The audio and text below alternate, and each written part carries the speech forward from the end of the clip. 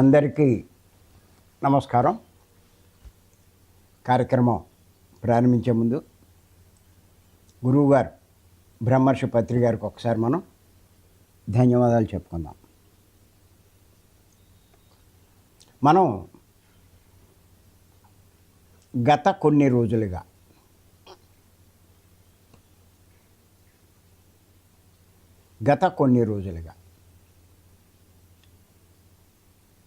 ఉపమాన ధ్యాన సందేశాలు చెప్పుకుంటున్నాం.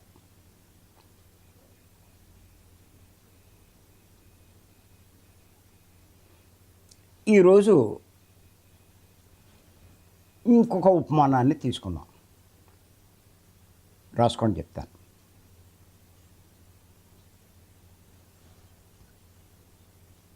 పండ్లు కావాలి అంటే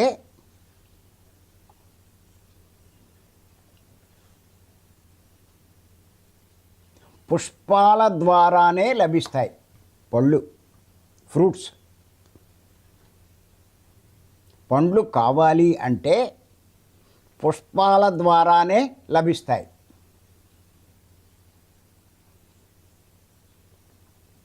అలాగే ఆత్మజ్ఞానం కావాలి అంటే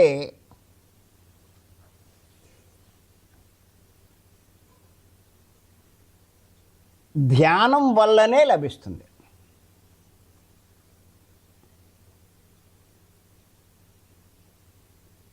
ఆత్మజ్ఞానం కావాలి అంటే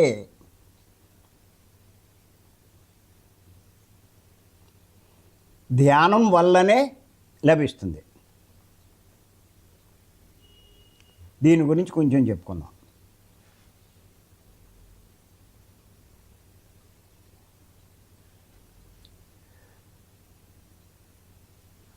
మీరు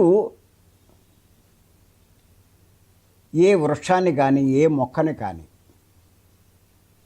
ఏ పాదును కానీ దేన్ని తీసుకోండి,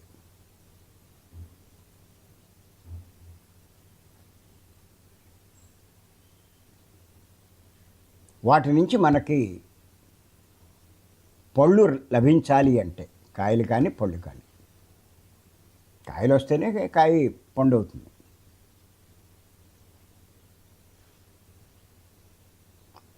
ముందు పుష్పం రావాలి, పుష్పించాలి ఆ చెట్టు.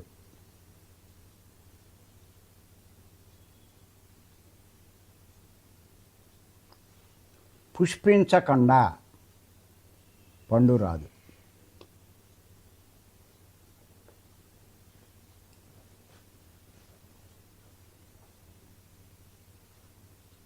ఈ పుష్పానికి పండుకి మధ్యలో ఎన్నో దశలు ఉంటాయి.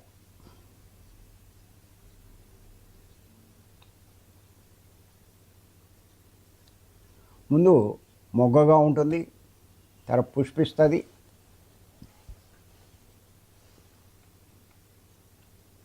తర్వాత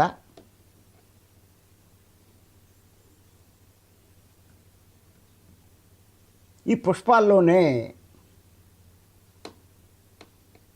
మొగ పుష్పాలు ఉంటాయి. పుప్పొడి తయారవుతుంది. అప్పుడు ఆ కీటకాలు కానీ, ఆ సీతాకోకచిలుకు కానీ, లేకపోతే కీటకాలు వాటి మీద వాలి మళ్ళా మకరందం కోసం ఈ పుష్పాల మీద వాలినప్పుడు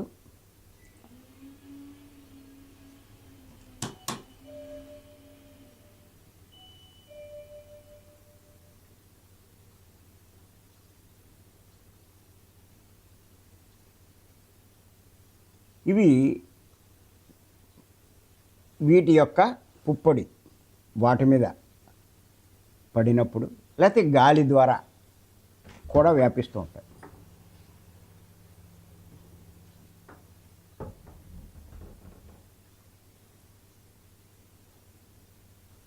పరపరాగ సంపర్కం జరుగుతుంది. జరిగి మీరు బోటనీ సబ్జెక్ట్ తీసుకుంటే ఇదంతా మీకు బాగా అర్థమవుతుంది.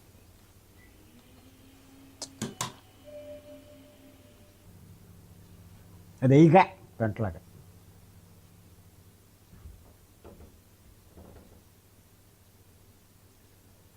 ఇదంతా ఈ ప్రాసెస్ అంతా కూడా మీకు బోటనీ సబ్జెక్టులో బాగా అర్థమవుతుంది.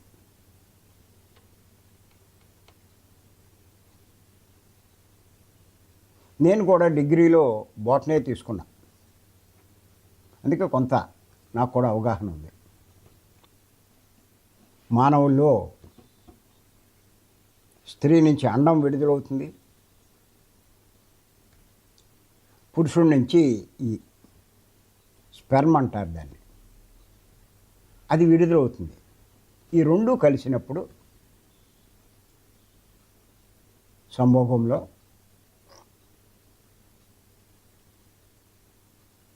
ఆ రెండూ కలిసి నెమ్మదిగా ఒక అన్నం తయారవుతుంది. అది మెల్లిమెల్లిగా కణ విభజన జరుగుతూ పిల్లవాడిగా అలా ఇంచుమించు 9 మాసాలు పడుతుంది దానికి. అలాగే ఇక్కడ కొన్ని రోజుల్లోనే ఈ మార్పు అంతా జరుగుతుంది. ఇక్కడ ఈ వృక్షాల్లో అట్లా జరిగి ఎదుగుతూ మెల్లిమెల్లిగా ఆ పుష్పం రాలిపోతుంది, అది కాయగా మారుతుంది. ముందు పిండి మెల్లిగా కాయ అవుతుంది. కాయ పెద్దదయ్యి చివరికి అది పండుగా తయారవుతుంది.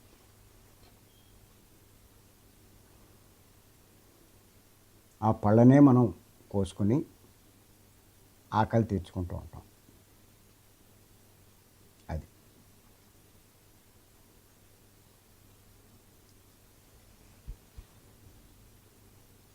పుష్పం పండు కావాలంటే మధ్యలో ఎంతో ప్రాసెస్ ఉంది.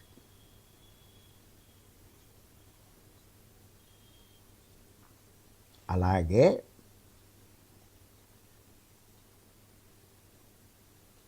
పుష్పం ద్వారా పండు ఎలా వస్తుందో ధ్యానం ద్వారా ఆత్మజ్ఞానం లభిస్తుంది.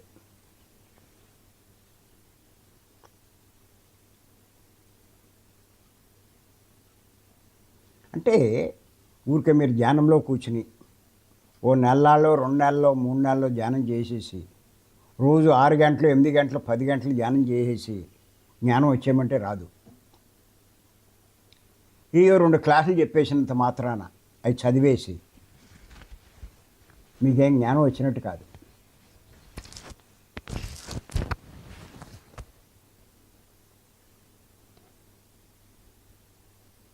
పుస్తకాల ద్వారా చదివితే మీకు వచ్చినట్టు ఏం కాదు. అది ఉపన్యాసాలు వినడం ద్వారా విని బట్టి చెబితే జ్ఞానం వచ్చినట్టు కాదు.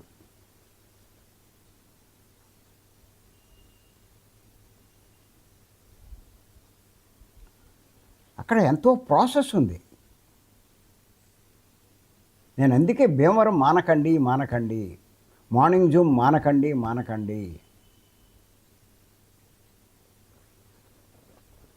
జ్ఞానం పొందే, జ్ఞానం బోధించే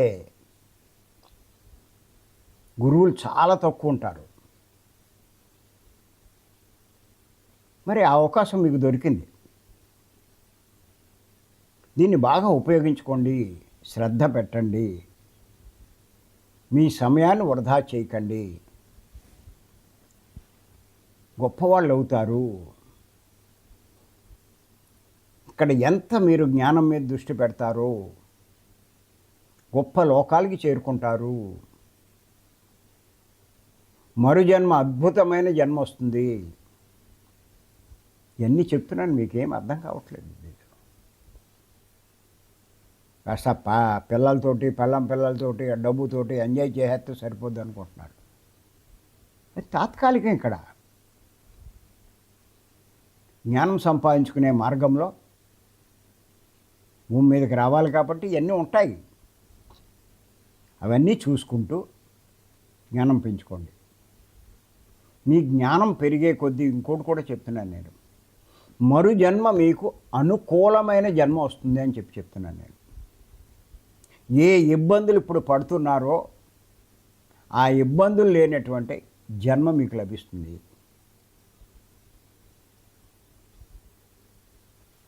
అది నేను చెప్పేది.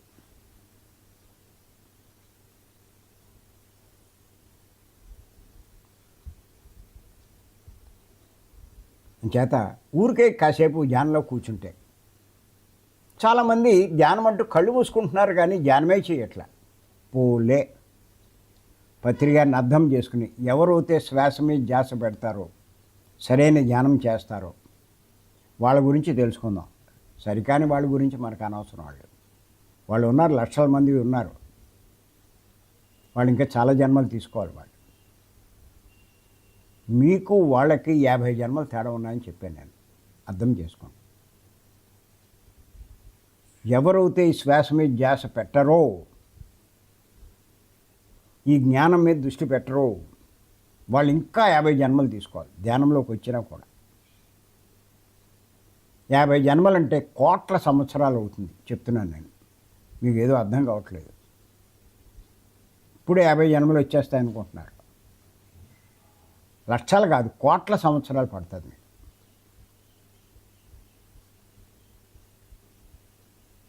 ఆషామాషి కాదు.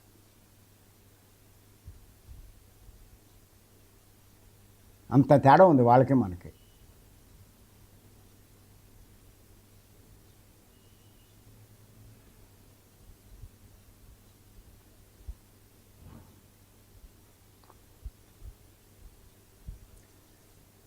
నిన్నే ఒకసారి పత్రి గారికి వీడియో వినడం జరిగింది. మేడం ఏదో వింటూ ఆయన చెప్పే వీడియో పెట్టింది. ప్రాపంచికం అంటే కంటికి కనిపించేది, ఆధ్యాత్మికం అంటే కంటికి కనిపించండి అన్నారు. కంటికి కనిపించేది తాత్కాలికము, కంటికి కనిపించండి శాశ్వతం అన్నారు.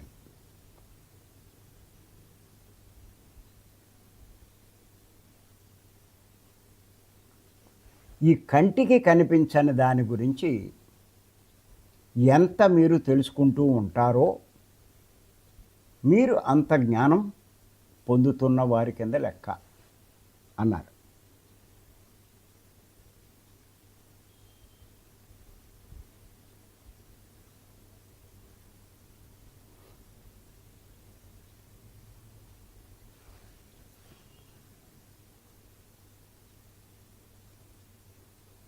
చేత మన దృష్టి ఎక్కువగా కంటికి కనిపించని దాని మీద పెట్టడానికి ప్రయత్నించాలి. దానికి కళ్ళు మూయాల్సిందే. కళ్ళు తెరిస్తే కంటికి కనిపించేవే ఉంటాయి. కళ్ళు మూస్తేనే కంటికి కనిపించని వాటి మీద మీ దృష్టి వెళ్తుంది.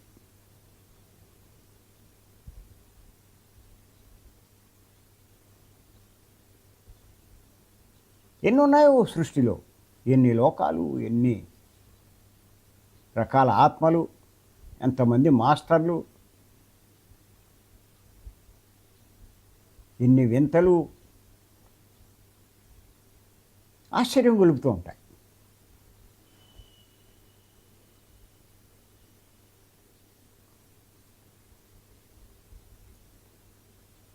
అంచేత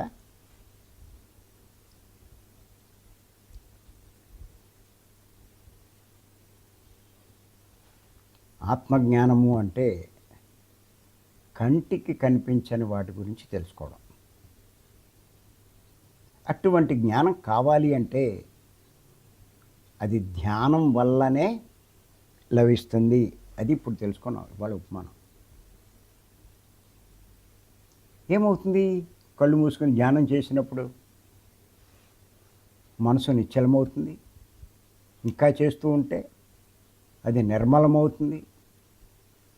ఇంకా చేస్తూ ఉంటే మహాపరినిర్మలమవుతుంది.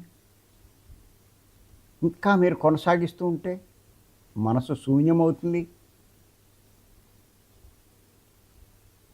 ఇంకా మీరు కొనసాగిస్తూ ఉంటే పరిశూన్యము మహాపరిశూన్య స్థితికి ఉందా లేదా అసలు లేదు అన్న స్థాయికి వెళ్ళిపోతుంది.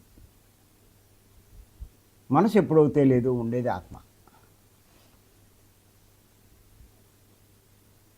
అంత అంతరంలోకి మీరు వెళ్ళారన్నమాట.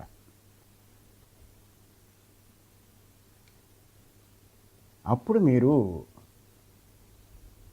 మనసు ఉంటే బాహ్య ప్రపంచమేనండి ఉంటారు. మనసు శూన్యమవుతే అంతఃప్రపంచంలోనే ఉంటారు. ఆ అంతఃప్రపంచంలో ఉండి మీరు తెలుసుకునేదంతా అసలైన ఆత్మజ్ఞానం. ఇందాకే చెప్పుకున్నాం, సేతు మహాశయుడు చెప్పినటువంటి కొటేషన్.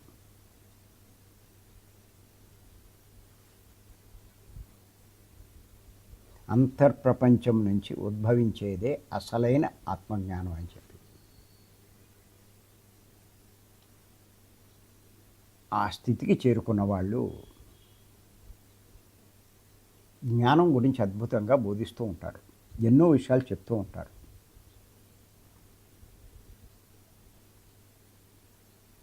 మనందరం కూడా ఆ స్థితికి చేరుకోవాలి.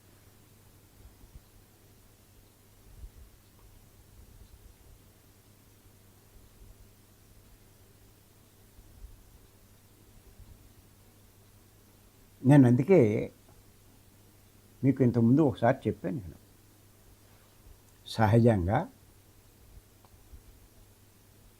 ప్రతి ఒక్కరికి కూడా 3 రకాలుగా జ్ఞానం అందుతుంది అని చెప్పి.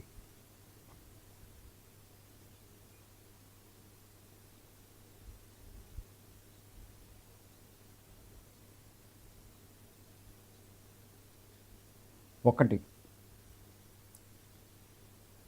ఎప్పుడైతే మీరు తీవ్రమైన సాధన చేస్తారో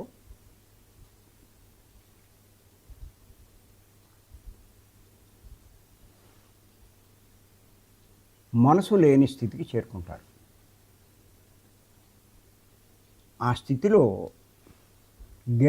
గంటలు మీరు కూర్చున్నప్పుడు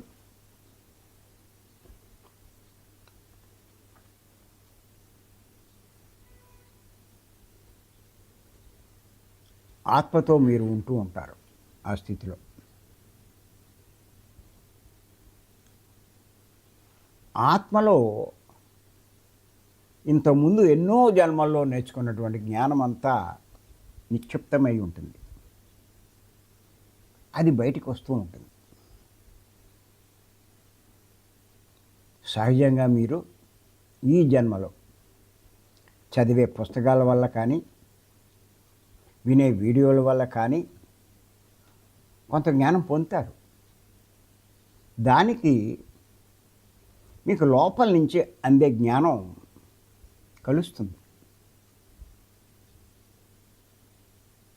అప్పుడు మీరు ఎవరికైనా జ్ఞానం బోధించాలంటే ఏ విషయం తీసుకున్నా అపారంగా అనర్గళంగా బోధిస్తూ ఉంటారు. నేను ఏమంటానంటే ఆ స్థితికి చేరుకోండి అంటాను. నేను మీ అందరినీ కూడా ఆ స్థితికి చేరుకోండి, అది నేను చెప్పేది.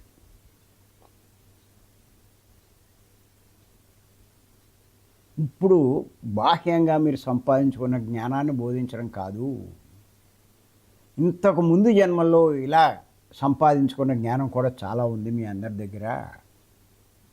దాన్ని కూడా మీరు కలుపుకోండి. అప్పుడు అద్భుతమైన నైపుణ్యాన్ని మీరు సంపాదించుకుంటారు. ఎప్పుడైతే మీకు అంటే ఇంకా మనం ఆ స్థాయికి చేరుకోలేదు, కానీ ఆ స్థాయికి అంటే మనసు శూన్యమైపోయిందో, మహాపరిశూన్యమైపోయిందో, ఈ ఆత్మ పూర్ణాత్మతో కలుస్తుంది. అంటే లింక్ ఏర్పడుతుంది. ఇంకా అక్కడ చెప్పక్కర్లేదు, అపారమైనటువంటి జ్ఞానానిది అక్కడ. అది కూడా మీకు అంతూ ఉంటుంది. అంటే మీ సాధన బాగా పెరిగే కొద్దీ పూర్ణాత్మ నుంచి కూడా మీరు అందుకోగలుగుతారు.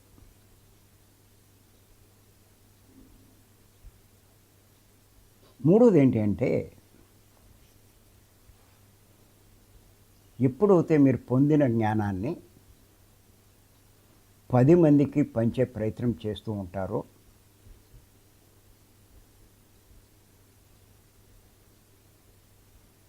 అందరినీ జ్ఞానవంతులు చేయాలని చూస్తారు, అందరిలో ఉన్నటువంటి అజ్ఞానాన్ని తొలగించే ప్రయత్నం చేస్తూ ఉంటారో, ఆ ప్రకృతిలో ఉన్నటువంటి ఎంతోమంది మాస్టర్స్, మనమంటే మాస్టర్లు అంటాం, పూర్వం ఈ ఆధ్యాత్మికంగా ఉన్నవాళ్ళు దేవతలు, దేవుళ్ళు అంటూ ఉంటారు.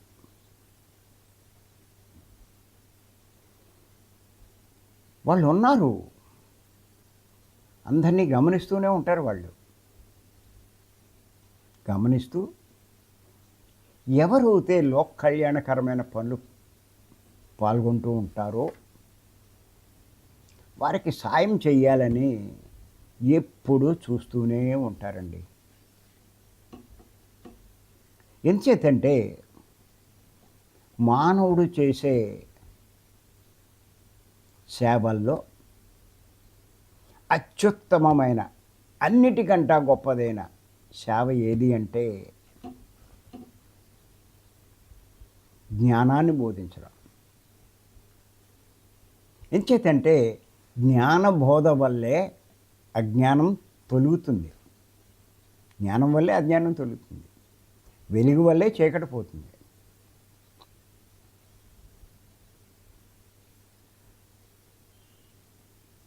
అలా అజ్ఞానం తొలిగితే వాడి దుఃఖం పోతుంది.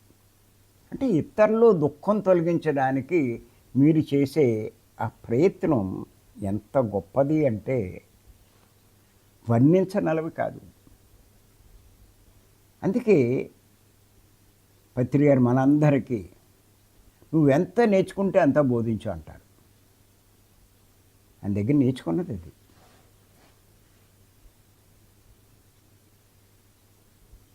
తప్పు బోధించకు, కానీ నువ్వు నేర్చుకున్నది ఇతరులకు అందిస్తూ ఉండు, అదే ఆయన చెప్పేది.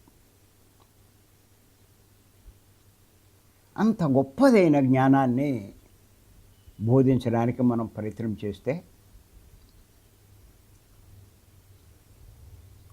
ఆ మాస్టర్లు, ఆ దేవుళ్ళు అవనివ్వండి, దేవతలు అవనివ్వండి, ఎంతోమంది ఉన్నారు, ఇంకా లక్షల మంది ఉన్నారు. మీరు ప్రారంభించగానే మీ వాయిస్ తీసుకుంటారు వాళ్ళు. మీ వాయిస్తో చెప్తారు వాళ్ళు.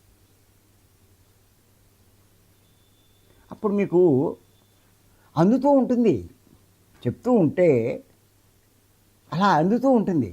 మీరు ఆశ్చర్యపోతూ ఉంటారు, నేనైనా చెప్తూ ఉంటా అని.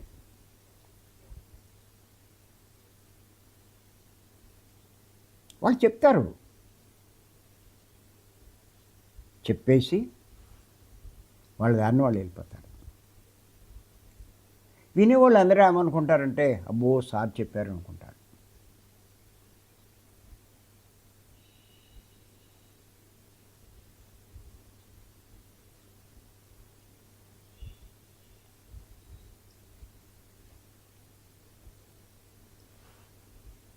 ఎప్పుడూ చెప్పండి,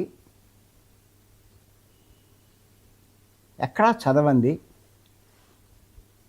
ఎక్కడా వినంది ఎలా చెప్తాడు? ఎవరు అందించబట్టేక.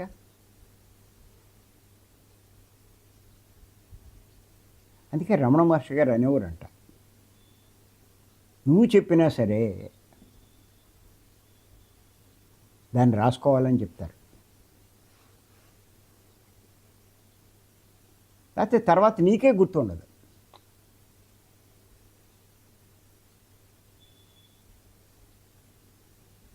అందుకే నేను మధ్య మధ్యలో ఎప్పుడైనా సబ్జెక్ట్ బాగా చెప్పినప్పుడు మన వాళ్ళని అడుగుతాను, మీరు రాసుకున్నారు కాబట్టి అది నాకు పంపండి అని.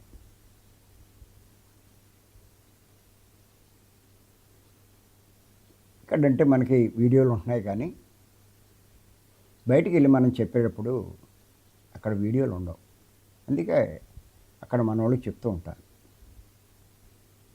నాకు ఆ సబ్జెక్ట్ కావాలి అని.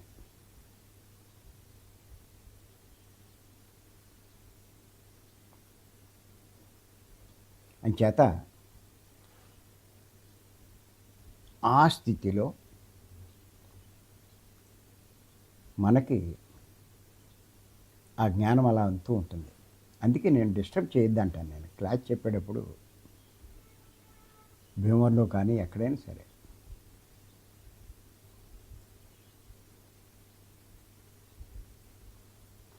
మన వాళ్ళు ఇప్పుడు అర్థం చేసుకుంటున్నారు. కొత్త వాళ్ళు ఎవరైనా వస్తే అర్థం కాక మధ్యలో లేవడం, ఏదో డిస్టర్బ్ చేయడం ఇలా చేస్తూ ఉంటారు.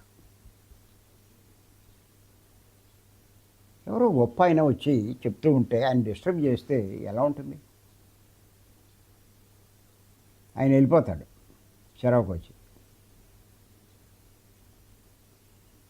చెప్పేది ఆయన అవుతే మనం ఇంకెక్కడ చెప్తాం? చేత ఏకాగ్రతని పాడు చేయకూడదు ఆ దృష్టిలో చెప్తూ ఉంటే.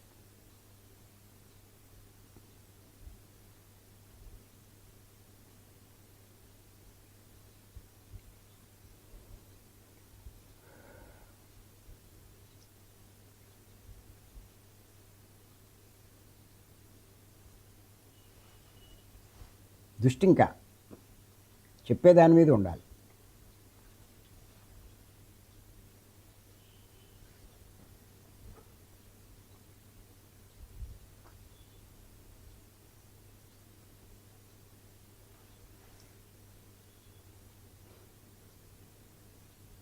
చేత జ్ఞానం పొందాలి అంటే ధ్యానం అన్నది తప్పనిసరి.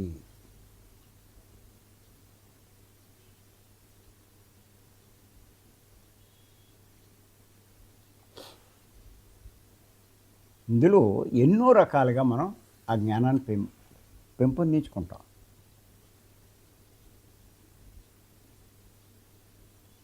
ధ్యాన స్థితిలో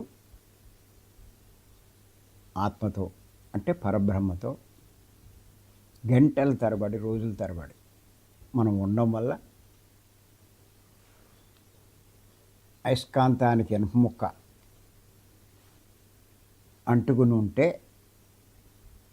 అయస్కాంత శక్తి ఈ ఇనుప ముక్కకు ఎలా వస్తుందో పరబ్రహ్మతో ఉంటే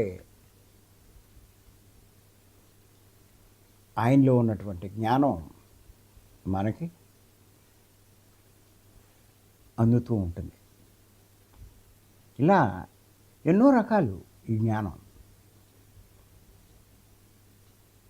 ఇదంతా ధ్యానం చేస్తేనే, తీవ్రంగా చేస్తేనే, ఆహార నియమాలు పాటిస్తూ చేస్తేనే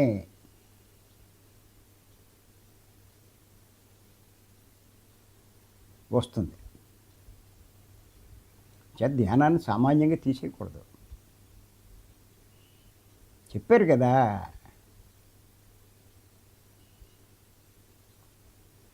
జ్ఞాని దుఃఖంలో కూడా ఆనందంగా ఉంటాడు అని పత్రి గారు.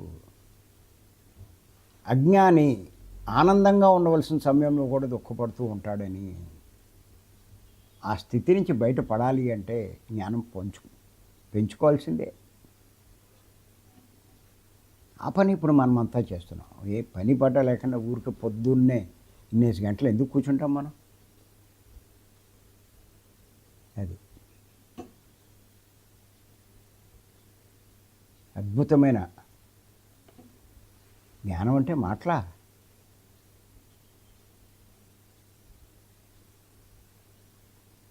అదేగా నేను 360 జన్మలు దాటితే తప్ప జ్ఞానం మీద ఆసక్తి ఉండదు. నేను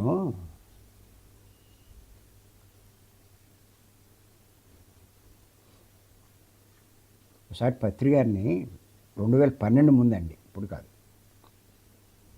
ఎవరో అడిగారు 6, 7, 8, 2006, 2007, 2008 ఏమని అంటే 2012 అంటున్నారు.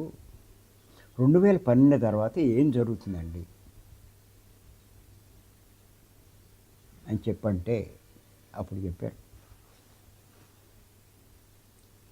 ఇప్పుడున్న వాళ్ళు చాలామంది మనకు దూరం అయిపోతారయ్యా అని చెప్పి అన్నాడంట ఆ మాస్టర్తో. మాస్టర్ చెప్పినప్పుడు నాకు కొంచెం భయమేసింది. ఆయనకు దూరం అయ్యే వాళ్ళలో నేను ఉండకూడదు అనుకున్నాను. అప్పుడు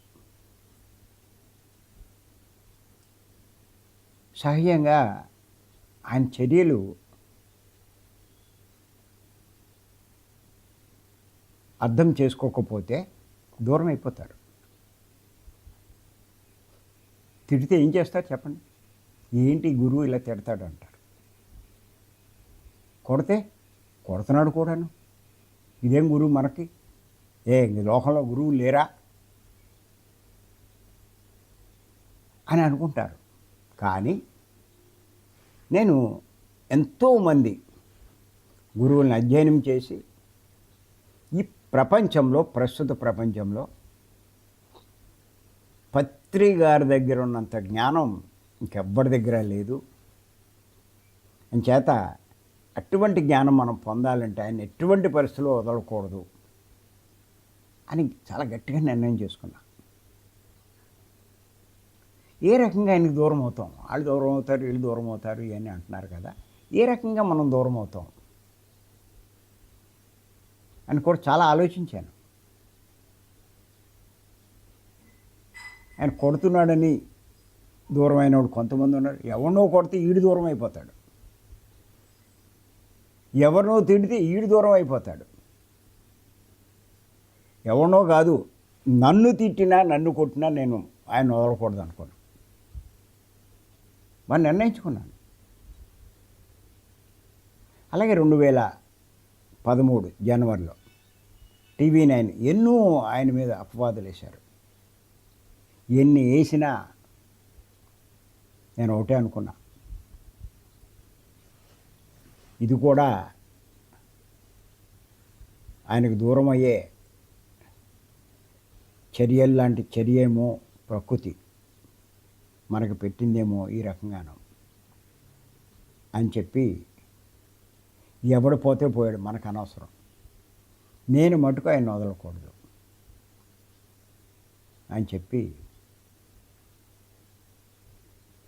అలాగే పట్టుకుని ఉన్నాను.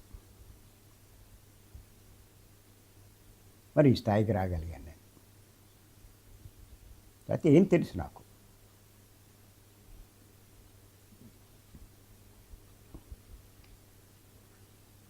అంచేత ఆయన పట్టుకుని ఉండడం వల్లే మరి ఈ స్థాయికి రాగలిగాను, ఇంత జ్ఞానం సంపాదించగలిగాను, ఇన్ని పుస్తకాలు వ్రాయడం జరిగింది, ఇన్ని వీడియోలు చేస్తున్నాం, ఇన్ని చోట్లకి వెళ్ళి ఇంతమందిని ప్రభావితం చేస్తున్నాం. అంచేత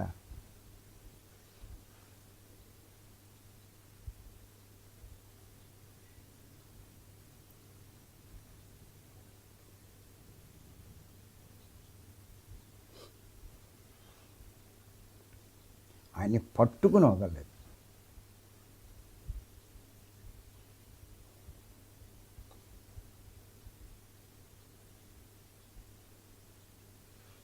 ఆయన 2095 దాకా ఉంటాను నేను ఎవరు. ఇప్పుడు నాకు అనిపించేది, పోలే నేను భూమి మీద ఉన్నంత వరకు ఆయనతోటే ఉండాలి అనుకున్నాను. కానీ ఆయనే ముందు నిష్క్రమించారు. దానికి మనకి కారణాలు ఇవన్నీ మనకు అనవసరం. నేను మటుకు ఆయన్ని వదలలేదు.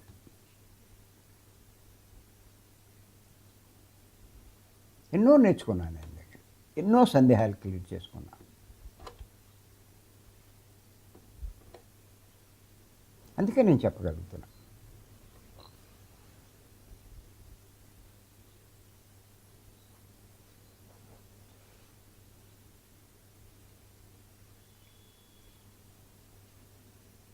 అంచేత గుర్తుపెట్టుకోండి,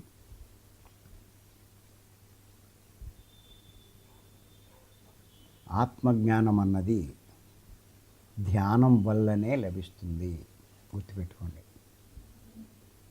ఈ ధ్యానానికి జ్ఞానానికి మధ్యలో ఎన్నో స్టేజులు ఉన్నాయి.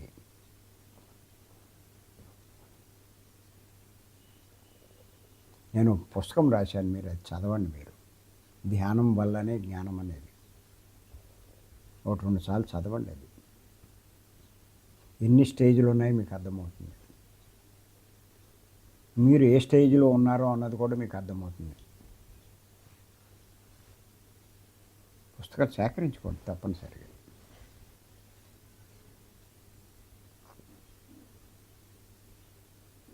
ఇప్పుడు ఇంచుమించు 90 పుస్తకాలు పైన ఉన్నాయి మనవి.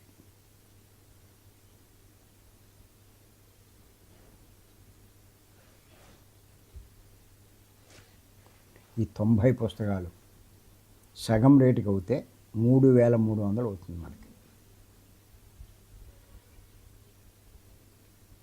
లేని పుస్తకాలు కొనండి, అసలు ఏమీ లేకపోతే మొత్తం తీసుకోండి. ఇంకేం అక్కర్లేదు, చాలు. అది నేను చెప్పేది.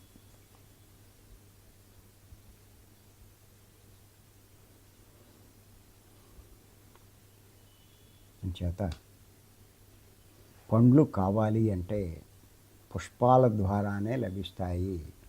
అలాగే ఆత్మజ్ఞానం కావాలంటే ధ్యానం వల్లనే లభిస్తుంది. ఇంకెంతకన్నా దారి లేదు. పుష్పం లేకపోతే పండు లేదు, ధ్యానం చేయకపోతే జ్ఞానం లేదు.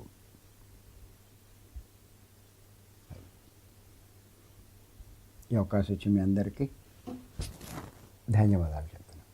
Thank you.